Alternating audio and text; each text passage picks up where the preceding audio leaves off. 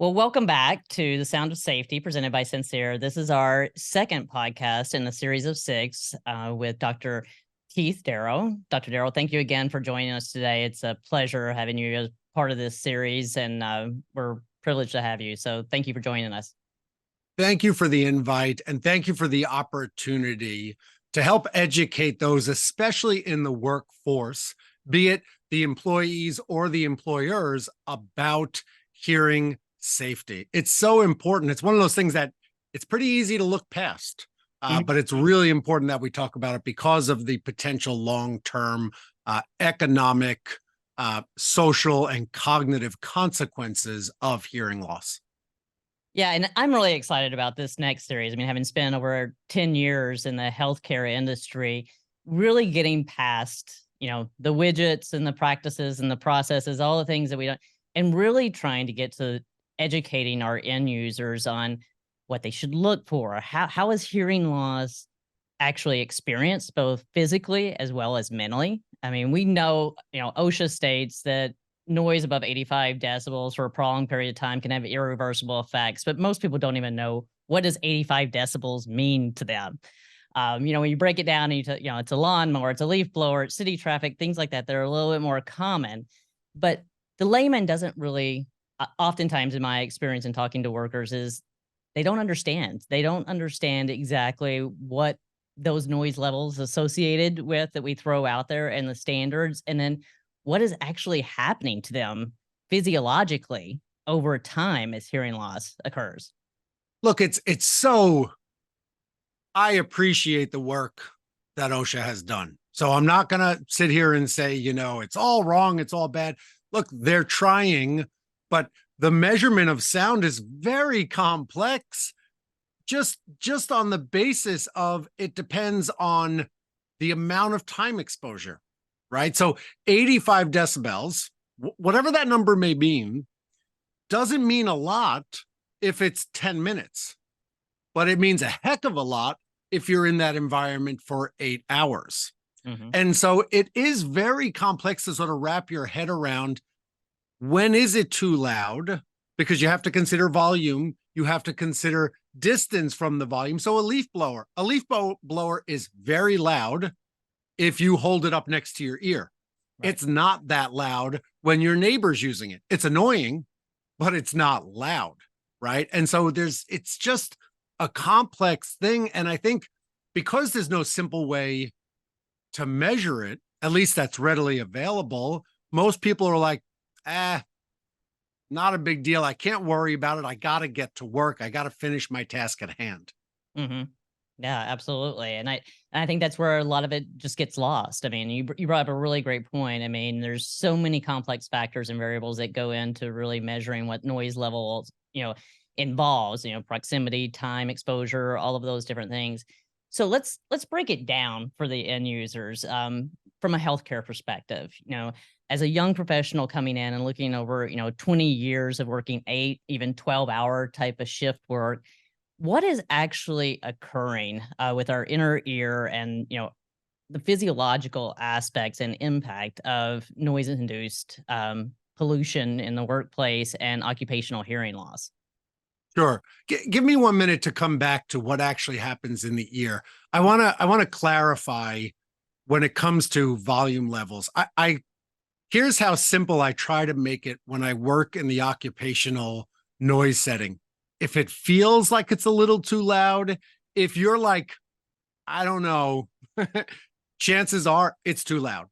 And what I mean by too loud is it's damaging your ears. And I think the most important point to make is, and we'll dive into some of the details for those who want to geek out with us, the damage that occurs from noise is permanent. And I think that's the most important point. There used to be this concept of, you damage some of the cells in the ear, but the next day, maybe 2 days later, you seem to hear fine again. The ringing in your ears has gone away. The hearing hangover that lasted for a few hours is now gone. And so you think everything's fine. And science used to think this also. But now we understand at a very microstructural level the damages that happen from acoustic noise exposure are permanent and they're long lasting. The problem is, and here's where people get lost, is it can take 10, 20 years to manifest itself. It can take 10 to 20 years to become symptomatic. So, you're in your 30s, you're in your 40s, you're exposed to loud noise. You don't think much of it because it's not affecting you today. The truth is, it's affecting you tomorrow. The easiest analogy is if you go to a dermatologist because you're worried about skin cancer from a sunburn, it's not the sunburn from yesterday or even last summer or the summer before that. It's all the cumulative sun exposure starting when you were young that dramatically increases your risk of skin cancer. And it's the same analogy for hearing.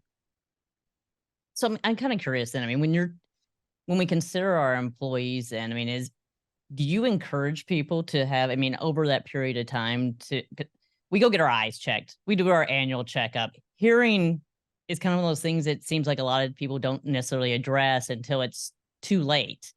And so from a preventative standpoint, we can talk about all the safety apparel and stuff too, but what should workers be doing in their personal time to monitor this so that we don't get 15, 20 years down the road and have something that we now can't do anything about? Sure. So at a minimum, like I have a general rule of thumb, and here's how I try to get people to remember it. If you're not exposed to noise, if you don't work in a noisy environment, you should have your first comprehensive hearing test when you're 50. And here's the way to remember it, because there's something else we do when we're 50. We check our rears and we check our ears. So those are the two things that you have to do when you turn 50. If you're not in noise, if you are working in a noisy environment. Now, this too, I mean, how do you define noisy environment, right? Some people who have an office job sit next to the printer and, the elevator shaft, and that's pretty noisy. And so I would suggest if you feel like you're in a noisy environment, and dare I say, if you work in a noisy environment, you should absolutely start getting your hearing test as soon as that exposure starts. And then you should monitor it on an annual basis at a minimum. So 30, let's say. Okay. And, you keep coming back to, feeling like you're in in a noisy environment, but that doesn't always get associated with pain. So, I think that's something too, if we experience an environment that it's so loud, it's painful, that's intuitive. We get that. But sometimes, how do we judge as workers? I mean, obviously we have safety professionals doing, but how do we start gauging that in a more proactive way? Because it doesn't have to necessarily be painful for it to be doing damage. No, you're 100% right. If it's painful, you've already done damage, right? So uncomfortable. And now your follow-up question is, what does uncomfortable mean? Right? This does boil down to your own self-perception. But look, it's 2023. So at a minimum, even if somebody watches this a year or two from now, as of today, almost everybody has one of these on them, right? And regardless of the maker, I'm not pushing a specific cell phone maker. And lots of people, I mean, I have a traditional watch, but lots of people have electronic watches or digital watches, right? They all have the ability to measure sound. And they all, whether it be on your wrist or it be on your phone, they all have the ability to measure sound. There are, and I'm not going to promote any of them because there's lots of them. There are lots of free volume meter apps out there, right? What Apple did a couple of years ago was they put it in their watch so that if you're in a noisy environment, a buddy of mine, we go see concerts, his watch goes off all the time when we're at the concerts, but he's protecting his ears. So you really could just click on your phone, get a free app and say, hey, what's the volume like in here? And here's the general rule. I don't care how long you're in that environment. If it's over 85, there's the potential for significant damage. Even if you're only in there for 15 minutes, right? There is the potential for long-term permanent damage. No, that's great advice. I think, workers taking that personal ownership and being proactive is probably one of the biggest things that's really going to drive our compliance. And, as you so eloquently put it in the last one, moving the mountain and making a dent in occupational hearing loss is that the individual users have to educate themselves and have to take ownership for that safety aspect. I think another thing, from a end user standpoint, I mean, you discussed a little bit about, how hearing loss as a mechanism impacts, our physiological. But I want to move past the ear canal. I mean, you're a neurologist. I know you do a lot in association with this. Is what is actually happening? What is the neurological responses to hearing loss, and what is happening to the brain over time while this damage is occurring? So if you get right beyond the ear canal, you get through the eardrum, you get through the tiny little bones, you get into the inner ear or the cochlea. And that's where the damage starts. And it's very simple, right? There's a long row of these tiny, tiny little hair cells. Now, most people don't, you can picture a little cell with tiny hairs on top of it. Most people don't know the anatomy of the ear, and that's fine. But a lot of people have heard the terms rods and cones in your eyes. So these tiny cells in your ears are a lot like the rods and cones in your eyes. And like your eyes, there's a natural aging process where the cells begin to break down. And many people have experienced it. As soon as you hit about your 45th birthday, you have to hold the menu further and further away at the restaurant, right? So you know that it's changing. With hearing, the changes are so fine as those cells break down, you barely start to notice it. Maybe you get a little bit of ringing. Maybe you get a little bit of, I don't know. It's a little more difficult now that there's all this background and distracting noise. Well, those cells that naturally die with age are also very prone to noise exposure for two basic reasons. One is physical damage, right? The cells in your ear, the louder the sound, they start basically bouncing around, and they can be physically damaged as a result of the sound wave that enters the ear. Okay, so that's pretty easy to comprehend. And then in response to all that physical motion inside the ear, there's these chemicals that get released. Now, they're naturally released and they try to stimulate the brain, right? We use chemicals to stimulate our nerves. If you put out too much chemical, if one nerve talking to another nerve puts out too much chemical, it actually becomes toxic. And so if you're listening to a loud sound, there's going to be more of those chemicals released, and it becomes toxic inside the ear. Look, and I might have mentioned this last show, we've only been exposed to loud noise for the last 150 years at most. Prior to that, humans were not exposed to loud things. Our ears were not developed to withstand the impact of loud noise. And so there's physical damage, and then there's actual chemical damage, which then not only do the cells die, but those nerves that connect the ear and the brain, they become poisoned. Basically, it's like the easiest way to put it. And that poison will then kill those nerves and start to detach the ear from the brain.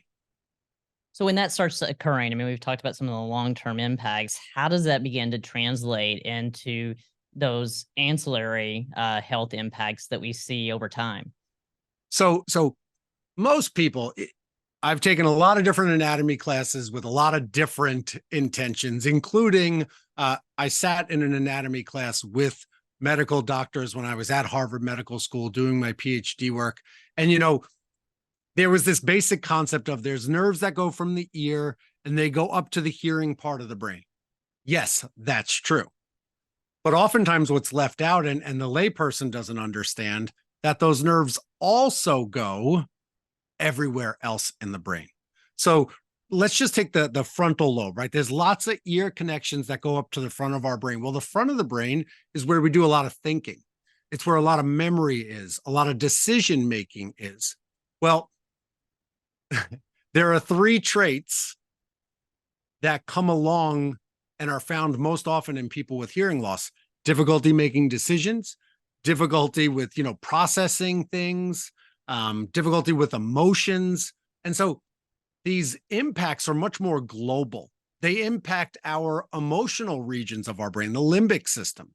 They impact our ability to remember things. And so it's a global damage that happens in the brain as a result from a simple little noise exposure.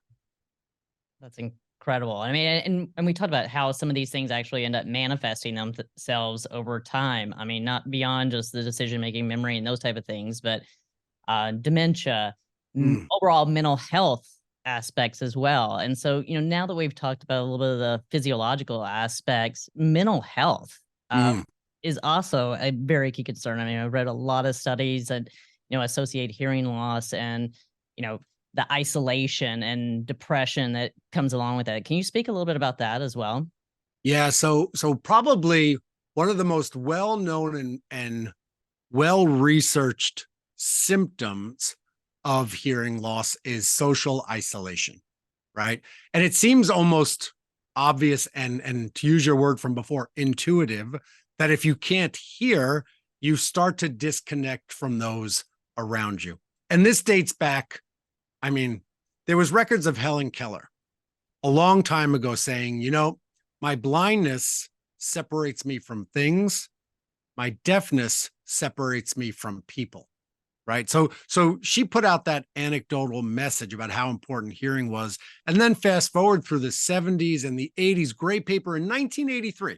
Right. So 40 years ago, there was a paper titled Hearing Loss and Social Isolation in Older Adults. Right. So this has been documented for a very long time. Well, guess what? Those are in the hearing journals. If you go over to the dementia journals, you're going to read a ton that dates back 40, 50 years about social isolation and the increased risk for dementia. And Mhm. so there's almost a direct link from hearing loss to isolating people, to that isolation leading to declines in memory, thinking, eventually leading to cognitive decline and dementia. It's a pretty straight arrow from one to the other. Well, and I would imagine too. I mean, as you look at our workforce and, as Social Security keeps moving out, the age of our workforce is continuing to get longer and longer. And so, if we're starting to see these impact, 20, 25 years into a career, and now you're talking about people who are, 30, 40 years, Mhm, mhm. potentially doing shift work and those type of things, this has got to add up into, I mean, so it's going to feed into our next podcast, I think, really well when we start thinking about, okay, then in the first 20 years, you may not see that in your employees, but as you start getting the second half of their career, what are the productivity and the implications that become of this? Because that's the point that they're going to start seeing these, the impacts from just their physiological and mental state and still being active in the workforce. Well, And I can definitely tell you from what we know about hearing loss. Also, another side effect, if you will, of hearing loss is early retirement and loss of wages, right? And now that significantly impacts the workforce. That significantly impacts the ability to continue to make money and save for retirement. That would then impact your ability to actively age if you're forced to retire early, if you're forced to retire on less money than you had hoped for. So there's really profound effects on not protecting your hearing when you have the opportunity to, right? Because the problem is you can't go back. There's right. nothing you can do to fix the damage that was done over those 10, 15, 20 years. So you have to be proactive about it. You have to think of your hearing health as preventative medicine. Yeah, no, absolutely. I think that's great advice. And so with that note too, I think I want to leave this, with kind of a lasting thought, maybe a lasting recommendation or advice from you is as we see our workforce change and we have, younger professionals coming in and we see that turnover happen, we obviously always hope for change and improvement and advancement. If you had to speak directly to those young professionals coming in today and give them some advice on how they should do it differently and the ramifications, what would you say to those people? So I would say two things. Number one, and I just want to reiterate the point of you can measure volume on your own, on your watch, on your phone. If you see numbers above 85, you should be worried. So that's advice number one. Now, number two is how to actually be proactive about it, right? Everybody thinks of hearing protection as big foam plugs that you stick in your ear, and now you can't hear anything. Yes, that is an option. It's cheap. You can go to any pharmacy and buy plugs, but you're going to be sort of sitting in your own world all day, potentially dangerous depending on your work environment. Well, guess what?